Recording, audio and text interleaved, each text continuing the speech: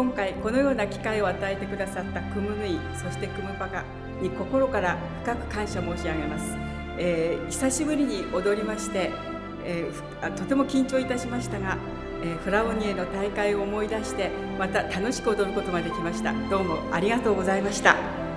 またフラシスターたちとみんなと一緒に触れ合って、隣で踊れることを信じて、また希望を持って、そしてまたみんなからの愛を持って今日は踊ることができました。ありがとうございました。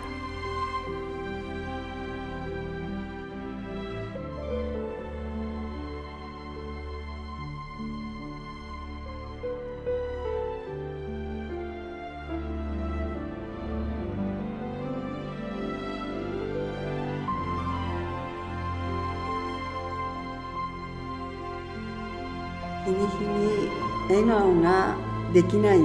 今コロナで大変な時期にこのような企画をしていただいて本当に感謝しております。クムヌイ、クムロバカ、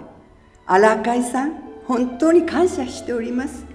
ありがとうございます。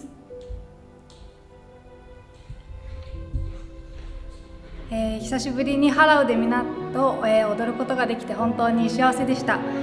またオンラインという特別な状況下ではありますが、これからもクムと、クムロパカ、2人の、教えを、忠実に守っていけるように、みんなで、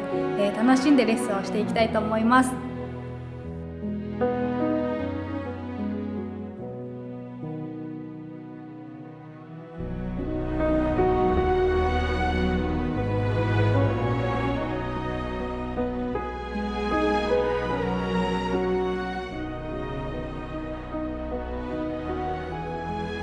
今日はみんなと一緒に集まれて一緒に踊れてとても楽しかったです。今日はこのような機会を作っていただいてありがとうございます。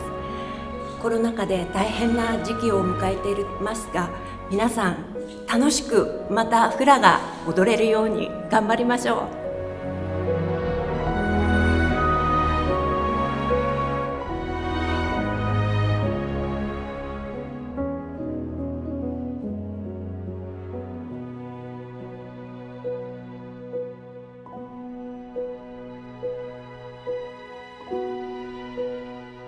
来月で古希を迎えます。体型の変化、動きの悪さ、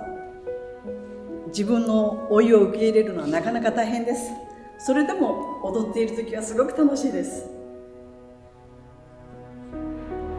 私は今日久々にスタジオに戻ってきて、シスターたちと一緒に踊ることができて、みんなと一緒に踊る楽しさを思い出してすごく幸せでした。ありがとうございました。